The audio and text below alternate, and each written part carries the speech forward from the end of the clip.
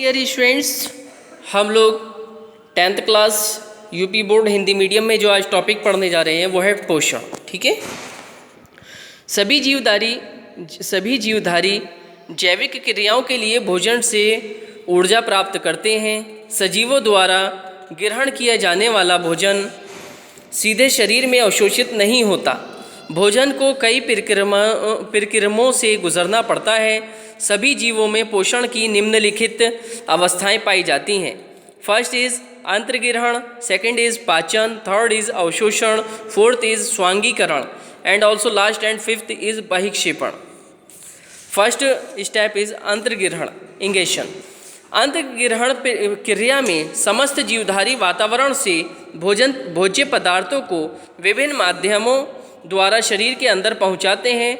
भोजन ग्रहण करने की यह विधि पीरियडिज्म होलोजोइक कहलाती है। विभिन्न जीवों में यह क्रिया भिन्न भिन्न प्रकार से होती है। अमीबा में जैसे एक कोशिकीय जीवों में भोजन कोशिका की सतह से ग्रहण किया जाता है, जिसे सीधे कोशिका में स्थित खाद्य रिक्तिकाओं में पहुंचा दिया जाता है।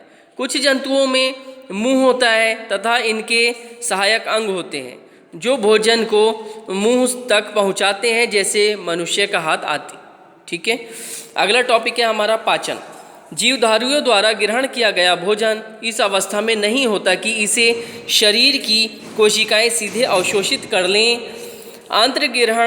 अंतर्ग्रहणित भोजन को कई भौतिक तथा रासायनिक परिवर्तनों द्वारा अवशोषण योग्य बनाया जाता है। इन्हीं अभिक्रियाओं को पाचन कहते हैं। अतः पाचन वह जैव रासायनिक प्रक्रिया है जिसमें भोजन के जटिल तथा अघुलनशील अवयवों को सरल एवं घुलनशील अवयवों में परिवर्तित किया जाता है, जिससे वे अवशोषण योग्य बन सकें। ठीक है। पाचन कितने प्रकार की होती है? 2 प्रकार की होती है। अंतःकोशिकीय पाचन, यह पाचन एक कोशिकीय जंतुओं में होता है और कोशिका के अंदर ही होता है। ठीक है। सेकंड इज बाह्य कोशिकीय पाचन, यह पाचन कोशिका के बाहर होता है और ये बहुकोशिकीय प्राणियों में पाया जाता है। नेक्स्ट इज अवशोषण। पचे हुए भोजन को शरीर की विभिन्न कोशिकाओं तक पहुंचाने के लिए पचे हुए भोजन का अवशोषण होता है। एक कोशिकीय प्राणियों जैसे अमीबा, पैरामीशियम आदि में खाद्य धानियों में पचे भोजन को सीधे जीव द्रव्य द्वारा अवशोषित कर लिया जाता है, किंतु बहुकोशिकीय जंतुओं के शरीर में कोशिकाओं की संख्या अत्यधिक होती है। इस कारण भोजन को सीधे कोशिकाओं तक नहीं पहुंचाया जा सकता।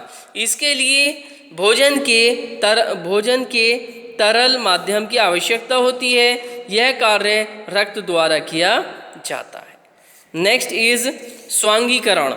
अवशोषित भोज्य पदार्थों को कोशिका द्रव्य द्वारा ग्रहण कर उसे जीव द्रव्य के रूप में आत्मसात करने की क्रिया को स्वांगीकरण कहते हैं। जीव द्रव्य निर्माण से कोशिकाओं में विभाजन की क्षमता उत्पन्न होती है, जिससे शरीर में वृद्धि होती है। बहिक्षेपण या मल विसर्जन। अगला टॉपिक। ग्रहण किए गए भोजन का अधिकतर भाग जीव द्वारा पाचन के पश्चात अवशोषित कर लिया जाता है। फिर भी कुछ पदार्थ ऐसे होते हैं जिनका पाचन तथा अवशोषण नहीं हो पाता। विसर्जन ऐसे पदार्थ अपशिष्ट पदार्थ कहलाते हैं, वेस्ट मटेरियल्स। इन पदार्थों का शरीर से निकल जाना बहिक्षेपण या मल विसर्जन कहलाता है। ओके।